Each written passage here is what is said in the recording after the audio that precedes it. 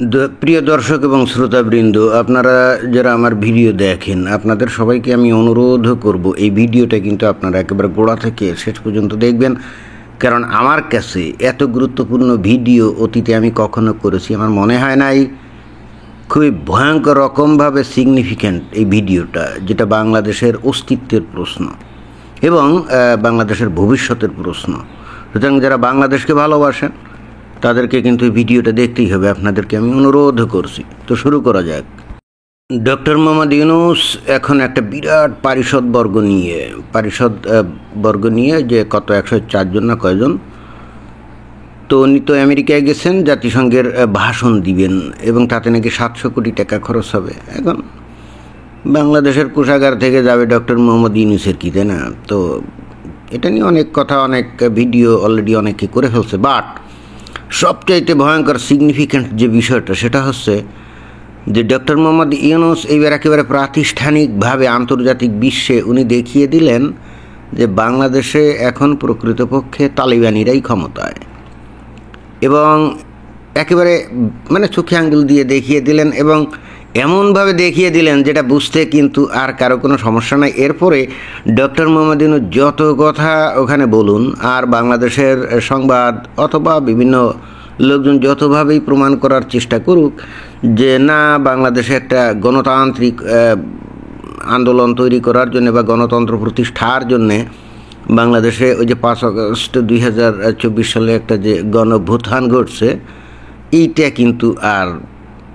কিন্তু হালে পানি পাবে না। কেন এই কথাটা আমি বললাম? এবং যেহেতু বাংলাদেশ অলরেডি আন্তর্জাতিকভাবে একেবারে রিকগনাইজড হয়ে যাবে এইবার, যে বাংলাদেশে বেসিক্যালি ডক্টর মোহাম্মদ ইউনূসের সরকার মানে হলো একটা তালিবানি সরকার, অর্থাৎ উনি নিজে ব্যক্তিগতভাবে এত তালিবানপন্থী না, বাট ওনার পিছনে যারা আছে এবং গোটা বাংলাদেশে যারা এখন ক্ষমতার চর্চা করছে, দে আর অল দ্য ফলোয়ার্স অফ তালিবানস। তো কীভাবে সেটা দেখা যাক। Problems with India right now because they didn't like what the students have done. They're hosting Hasina, who's the former prime minister who created all this problem. এখানে উনি কিন্তু একটা সংবাদপত্র, ইন্টারন্যাশনাল মিডিয়ার কোনো এক সংবাদপত্রের একজন সাংবাদিকের সামনে উনি একটা ইন্টারভিউ দিচ্ছেন এবং সেখানে কথাগুলো উনি বলছেন, এবং সেখানে উনি ইংরেজিতে যা বললেন নিশ্চয়ই আপনারা বুঝতে পারছেন যে 5 আগস্ট 2024 সালে যে ওনার ভাষায় ছাত্ররা যে আন্দোলন করে যে ক্ষমতার পরিবর্তন ঘটিয়েছে, এটাতে ভারত সন্তুষ্ট না। এবং নট অনলি দ্যাট, ভারত ওই যে তদানীন্তন প্রাক্তন প্রধানমন্ত্রী শেখ হাসিনা তাকে আবার আশ্রয়ও দিয়ে রাখছে, এটা উনি বললেন। হ্যাঁ, এবং এরপরে দেখেন উনি কি বলেন। And that creates a lot of tension between India and Bangladesh. Also, there was fake news coming from the other side, making all kinds of propaganda that this is a very bad thing. উনি যেটা বললেন, এই যে সাংবাদিককে, একটু পরে সে সাংবাদিকের ছবি আপনারা দেখবেন, মানে এই জায়গায় ভিডিওতে সেটা নাই। তো উনি যেটা বললেন যে এই যে ভারত বাংলাদেশের যে অভ্যুত্থান ঘটছে এটাকে ভালোভাবে তো নাই। নট অনলি দ্যাট, ভারত যে কাজটা করছে, অর্থাৎ উনি ভারতের বিরুদ্ধে অভিযোগ করছেন যে Bharat always fake news propaganda আকারে ছড়াচ্ছে এবং বলতে চাচ্ছে যে এই বাংলাদেশের গণ অভ্যুত্থান এটা কোনো ভালো উদ্দেশ্যে হয় নাই, এটা কোনো গণতন্ত্র প্রতিষ্ঠার জন্য হয় না, এটা উনি বুঝাতে চাচ্ছেন ওনার বক্তব্যে। এবং এই কাজটা কারা করছে? ভারত, এবং ফেক নিউজ প্রোপাগান্ডা আকারে ছড়িয়ে বিশ্ববাসীকে বলতে চাচ্ছে, এটাই মানে ভারতের বিরুদ্ধে ওনার অভিযোগ। তারপরে শোনা যাক। This is an Islamist movement, and these are the Talibans who took over Bangladesh and so on. They have been trained in. They even say I'm a Taliban too. So I'm a Taliban. I don't have the beard. I just left it home. উনি ভারতের বিরুদ্ধে যে অভিযোগ করলেন একটু আগে, যে ভারত মিথ্যা খবর প্রোপাগান্ডা আকারে ছড়াচ্ছে, সেই মিথ্যা খবর কি? যে বাংলাদেশে বস্তুত একটা ইসলামিক মুভমেন্ট হয়েছে, অর্থাৎ মৌলবাদী জঙ্গি টাইপের যে গ্রুপগুলো বাংলাদেশে আছে ইসলামপন্থী, তো তারাই বস্তুত এই বাংলাদেশে অভ্যুত্থান ঘটিয়েছে এবং পরবর্তীতে তারাই বস্তুত এই যে সরকার চালাচ্ছে। এবং নট অনলি দ্যাট, যেটা উনি বললেন যে বাংলাদেশ বস্তুত এখন তালেবানপন্থী লোকদের অধিকারে চলে গেছে এবং ভারত নাকি এই ধরনেরও প্রোপাগান্ডা মিথ্যা ছড়াচ্ছে যে ডক্টর মোহাম্মদ ইউনূস উনি নিজেও একজন তালেবান, অথচ আবার উনি উনি আবার বললেন যে আমার তো আসলে কোনো দাড়ি টাড়ি নেই তালেবানদের মতো, অথচ আমাকেও ভারত প্রচার করছে যে আমিও নাকি তালেবান। আর বর্তমানে যে সরকার আছে তারা তালেবানপন্থী, এবং যে ছাত্ররা যারা করছে তারা তালেবানপন্থী। মোদ্দা কথা হচ্ছে যে ভারত চেষ্টা করে যাচ্ছে বাংলাদেশ একটা মৌলবাদী উগ্রপন্থী সন্ত্রাসী দেশে পরিণত হয়ে গেছে, পাকিস্তান বা আফগানিস্তানের মতো। এটাই তো উনি এই সাংবাদিকের কাছে কিন্তু অভিযোগ করলেন যে ভারত এইভাবে বাংলাদেশের পিছনে লেগে আছে। তারা কোনোভাবেই 5 আগস্ট 2024 সালে যে সত্যিকার অর্থে একটা গণতন্ত্র প্রতিষ্ঠা, এই উপলক্ষে যে এই গণঅভ্যুত্থান হয়েছিল, এটা কোনোভাবেই ভারত মানতে চাচ্ছে না, বরং উল্টে বাংলাদেশকে নানাভাবে বিপদে ফেলার জন্য ভারত কন্টিনিউয়াসলি চেষ্টা করে যাচ্ছে। এবং এই কারণেই বস্তুত ওই যে পরবর্তীতে খবর যেটা বের হলো যে ভারতের বিরুদ্ধে বিষোদ্গার। কিন্তু ইন্টারেস্টিং ব্যাপার হলো আসলেই বাংলাদেশে কারা আন্দোলন করছিল, কারা অভ্যুত্থান করছে এবং বর্তমানে কারা ক্ষমতায় আছে, এবং তাদের কেউ কেউ তো ওই ডক্টর মোহাম্মদ ইউনূসের কাছে সাথেও ওই এখন আমেরিকায় গেছেন, তাই না? এইবার দেখেন একটা ঘটনা ঘটবে ওই একই অনুষ্ঠানে যেখানে হচ্ছে, যেখানে কিন্তু অলরেডি আর বলার দরকার নেই বস্তুত বাংলাদেশে কারা এখন ক্ষমতায় এবং এই বাংলাদেশে অভ্যুত্থান কারা ঘটিয়েছিল, এইটা কিন্তু কোনো বক্তব্য ছাড়াই কিন্তু এখন এই অনুষ্ঠানেই প্রমাণিত হবে। দেখেন, লোকজন খুব হাসাহাসি করলো, তাই না? আসলে তো লোকজন তো আর বিশ্বাস করে নাই, ওখানে যে লোকজন আছে বিদেশি, ঘটনাতে নিউ ইয়র্কে ঘটছে, তো লোকজন তো আসলে বিশ্বাস করে না। তারা তো ডক্টর মোহাম্মদ ইউনূসকে চিনে, এবং উনি যে আসলে কোনো তালেবানের লোক না বা তালেবানপন্থী কেউ না, সেটা তো মানুষজন 100% বিশ্বাস করে, তাই না? বাট এখনই ঘটবে উল্টো ঘটনা। So they are the persons. Come on. Okay, fantastic. Wow. So these are the guys fighting on the street. Look at. এই সাক্ষাৎকার যখন চলছিল ঠিক তখনই এই যে এরা কিন্তু প্রবেশ করলো ওই অনুষ্ঠানে। আপনারা নিশ্চয়ই তাদেরকে চিনতে পারছেন, আক্তার হোসেন, ওই যে এনসিপির এখন নেতা, তাই না? এবং একজন সমন্বয়কারী, এবং ওই 5 আগস্ট যে বিপ্লব ঘটছিল তার একজন অন্যতম নেতা, এবং তার সাথে ওই যে মেয়েটা যারা কি তাসনিম যারা না কি জানি, তাই না? তো এখন ডক্টর মোহাম্মদ ইউনূস এই দুইজনকে এই পরিচয় করে দিচ্ছে এই যে সেই সাংবাদিক তার সাথে, এবং উনি বলছেন যে এই সেই লোকগুলা যারা নাকি বাংলাদেশে অভ্যুত্থান ঘটাইছিল। এখন দেখেন এখানে কি ভীষণ ইন্টারেস্টিং ঘটনা ঘটে।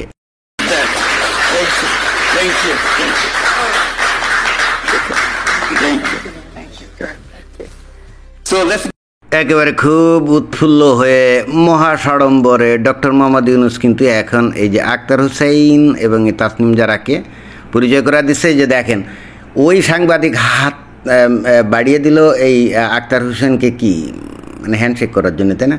কিন্তু আক্তার হোসেন কিন্তু হ্যান্ডশেক করে নাই, এবং এই যে এই হ্যান্ডশেক না করে যে সাইডে চলে গেল। এবং অতঃপর আপনারা বুঝলেন যে এই আক্তার হোসেন সহ অন্যরা যারা নাকি বাংলাদেশে অভ্যুত্থানটা ঘটিয়েছিল তারা আসলে কারা। এখন ওই যে সাংবাদিক উনি তো একজন মহিলা, তাই না?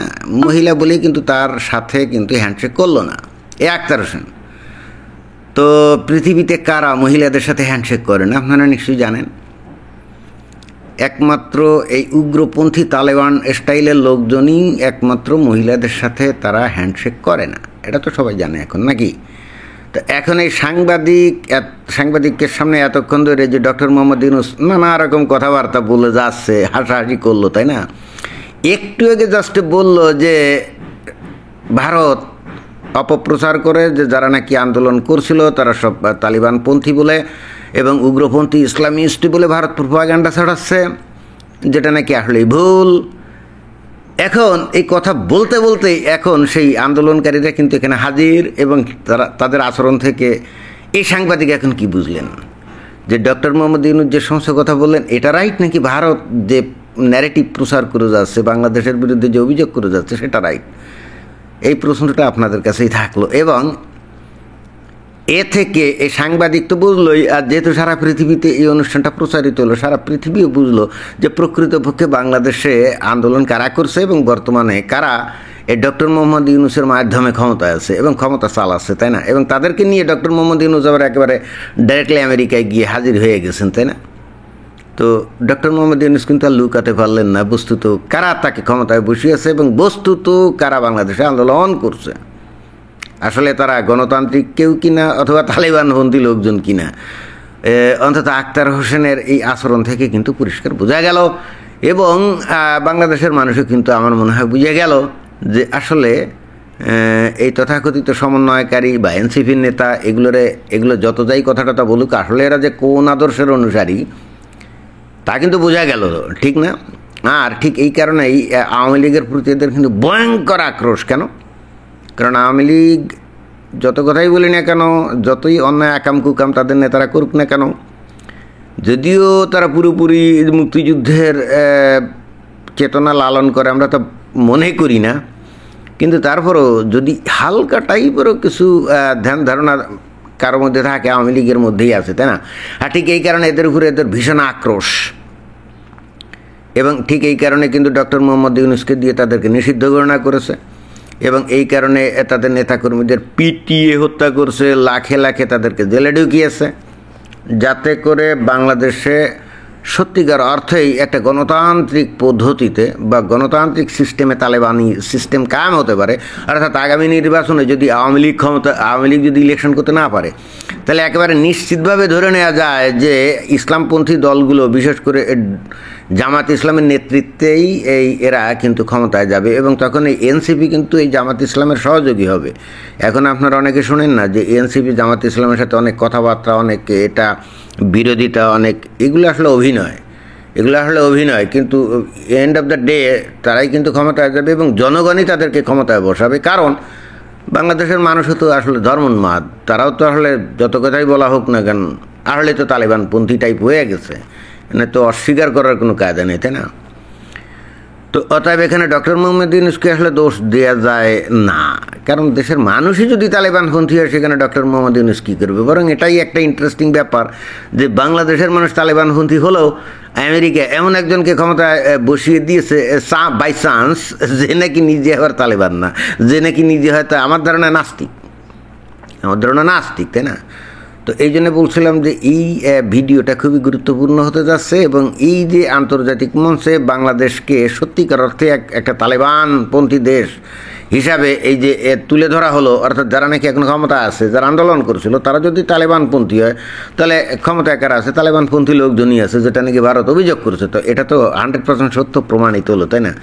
অর্থাৎ ডক্টর মোহাম্মদ ইউনূস এখানে এত লম্বা চড়া কথা বলেও কিন্তু ফাইনালি ঘটনা কিন্তু ঘটে গেল। এখানে কিন্তু ডক্টর মোহাম্মদ ইউনূসের করার কিছু ছিল না। আসলে মিথ্যা কথা বলে, ভুয়া প্রপাগান্ডা করে কতদিন আসল সত্যকে লুকানো যায় বলেন?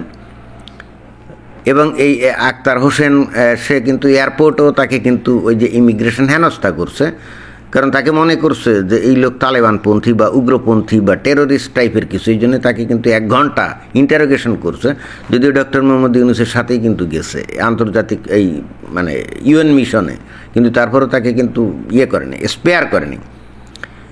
এখন আমার কাছে কেন জানি মনে হচ্ছে ষড়যন্ত্র করে এদেরকে কেউ পাঠায় দিল না, যা ওই জায়গায় যা, কারণ যারা পাঠিয়েছে তারা জানতো যে আখতার হোসেন টাইপের লোকজন, অর্থাৎ এই তথাকথিত সমন্বয়কারীরা আসলে কোন আদর্শ লালন করে এবং ওখানে গিয়ে এই নারীটার সাথে, নারী সাংবাদিকের সাথে যে হ্যান্ডশেক করবে না, এটা তারা জানতো এবং এই জন্যে প্ল্যান করে এখানে পাঠিয়ে দিল কিনা, ম্যাটিকুলাসলি প্ল্যান করে যে বাংলাদেশ আসলে কী অবস্থায় আছে, কোন দিকে যাচ্ছে বা বাংলাদেশে কী চলছে, এটা জাস্ট একটা ছবি দিয়েই কিন্তু পরিষ্কার করা যাবে, মানে ব্যাখ্যার কোনো দরকার নেই, তাই না? এইবার বোঝেন যে বাংলাদেশকে এখন এই পৃথিবীর উন্নত দেশগুলো কিভাবে দেখবে বা বাংলাদেশকে যারা নানাভাবে সাহায্য সহযোগিতা করে তারা কি বাংলাদেশকে সাহায্য করবে বা বাংলাদেশে বিনিয়োগ করবে? বাংলাদেশে তালেবানপন্থী, উগ্রপন্থী, সন্ত্রাসী গোষ্ঠী জাতীয় লোকজন যদি ক্ষমতায় থাকে, তাহলে পৃথিবীর বিভিন্ন দেশ কি বাংলাদেশে আদৌ বিনিয়োগ করবে? এবং সেক্ষেত্রে বাংলাদেশের মানুষের ভবিষ্যৎ কী? যদিও অবশ্য যাদের কথা বলছে তারা নিজেরাও তালেবানপন্থী, তারা স্বেচ্ছায় এই পথ বেছে নিয়েছে, তাই না? অতএব এটা কিন্তু তাদেরই দোষ এবং তাদেরকে ভোগ করতে হবে বিষয়টা, এতে কিন্তু কোনো সন্দেহ নেই। তো এটাই ছিল আসলে বক্তব্য। ধন্যবাদ।